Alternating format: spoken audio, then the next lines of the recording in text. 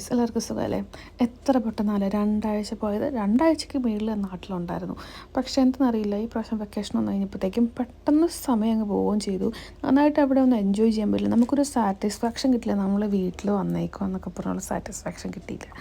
അപ്പോൾ ഞാൻ ജസ്റ്റ് ചുമ്മാ കുറേ വീഡിയോ ഒക്കെ എടുത്തായിരുന്നു, ചുമ്മാ ഒരു മെമ്മറീസിന് വേണ്ടി ഇടാം. അപ്പോൾ ഞങ്ങളങ്ങനെ ബൈ ബൈ ഒക്കെ പറഞ്ഞ് പപ്പമാരോട് ബൈ ബൈ ഒക്കെ പറഞ്ഞ് ഞാൻ വീട്ടിൽ നിന്ന് ഇറങ്ങുകയാണ്. എന്നെ കൊണ്ടുവിടാനായിട്ട് മമ്മിയുണ്ട്, 2 മമ്മിമാരും ഉണ്ട്, എൻ്റെ അനിയനും ഉണ്ട്, ചാച്ചനും ഉണ്ട്. അങ്ങനെ നല്ല മഴയായിരുന്നു. അപ്പോൾ നല്ല മഴ ആയതുകൊണ്ട് തന്നെ നമ്മൾ കുറച്ച് നേരത്തെ തന്നെ വീട്ടിൽ നിന്ന് ഇറങ്ങിയിട്ടുണ്ടായിരുന്നു. എനിക്ക് 4:20 ഫ്ലൈറ്റ്. അപ്പോൾ ചിലവർ പറഞ്ഞായിരുന്നു 5 മണിക്കൂർ മുമ്പ് എത്തണം, ചിലവർ പറഞ്ഞൊരു 3 മണിക്കൂർ മുമ്പ് എത്തണം. പക്ഷേ ഇപ്പോൾ ആക്ച്വലി 3 മണിക്കൂർ മുമ്പേ എത്തിയാൽ മതി. എന്നിട്ട് ഞാൻ ചെന്നപ്പോഴത്തേക്ക് നേരത്തെ എത്തിയായിരുന്നു കേട്ടോ. ഞാനൊരു 12 മണിയൊക്കെ ആയപ്പോഴത്തേക്ക് എത്തിയായിരുന്നു.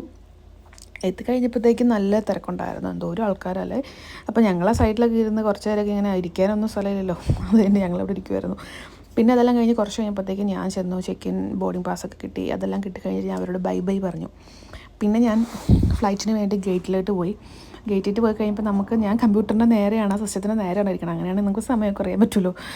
അതെല്ലാം കഴിഞ്ഞ് ഞാൻ പോണ ഇത്തിഹാദ് ഫ്ലൈറ്റിലായിരുന്നു. Etihad first Kochi to Abu Dhabi ആയിരുന്നു. അപ്പോൾ ഫ്ലൈറ്റിൽ കയറി ഞാൻ വിൻഡോ സീറ്റ് ചോദിച്ചിട്ടുണ്ടായിരുന്നു, അതുകൊണ്ട് എനിക്ക് വിൻഡോ സീറ്റ് അവർ തന്നു. പിന്നെ ലണ്ടൻ ടു അബുദാബി ഞാൻ വിൻഡോ സീറ്റ് ചോദിച്ചിട്ടുണ്ടായിരുന്നു, ലെഗ് സ്പേസ് ഉള്ളത്. അല്ലെങ്കിൽ ഈ ഹൈറ്റ് ഉണ്ടെങ്കിൽ ഭയങ്കര പാടാണ്, നമ്മൾ ഭയങ്കര ടയർഡായി പോകും.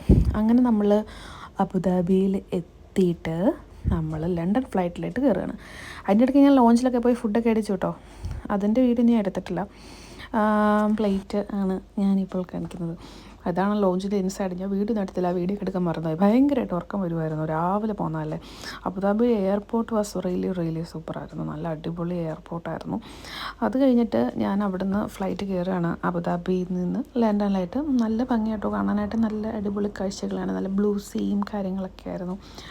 റിയലി എൻജോയ്ഡ് എന്ന് നമുക്ക് പറയാൻ പറ്റും. നല്ല രസമായിരുന്നു. വിൻഡോ സീറ്റ് കിട്ടിയതുകൊണ്ട് തന്നെ നമ്മൾ ആർക്കും ഒരു ശല്യമില്ല, നമ്മൾ നമ്മുടെ കാര്യം നോക്കി അവിടെ ഇരിക്കുന്നു. അങ്ങനെ മണിക്കൂറുകൾക്ക് ശേഷം ദേ ലണ്ടൻ എത്തി. കണ്ടില്ലേ, നമ്മുടെ ആ ബിഗ് വീലൊക്കെ കാണുന്നുണ്ടല്ലോ എല്ലാവരും.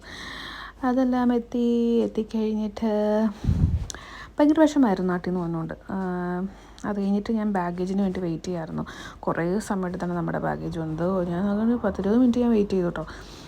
അത് കഴിഞ്ഞിട്ട് ഞങ്ങൾ പോണത്, ഞങ്ങൾക്ക് ലണ്ടനിൽ നിന്ന് വീണ്ടും വെയിൽസിട്ട് പോകണമെങ്കിൽ 4.5 മണിക്കൂർ ഒരു ബസ്സിന് പോകണം. അപ്പോൾ ഞാൻ ആ ബസ്സിന് വേണ്ടി വെയിറ്റ് ചെയ്യുകയാണ്. അപ്പോൾ ഇതാണ് നമ്മുടെ ബസ്. അപ്പോൾ ബസ്സിൻ്റെ അകത്ത് കയറി ലഗേജ് എല്ലാം അവർ സെറ്റ് ചെയ്ത് വെച്ചു. അങ്ങനെ അപ്പോൾ ഇനി ബൈ ബൈ ടെർമിനൽ 4. ഇനി എന്ന് വരുമെന്നും അറിയില്ല. അങ്ങനെ ഞാൻ തിരിച്ച് വീട്ടിലോട്ട് പോവാണ്. ആരുമില്ല കേട്ടോ, ഫുൾ കാലിയാണ് ബസ്. നമ്മുടെ സ്റ്റാർട്ടിങ് അതായിരുന്നു, അവിടെ നിന്നായിരുന്നു.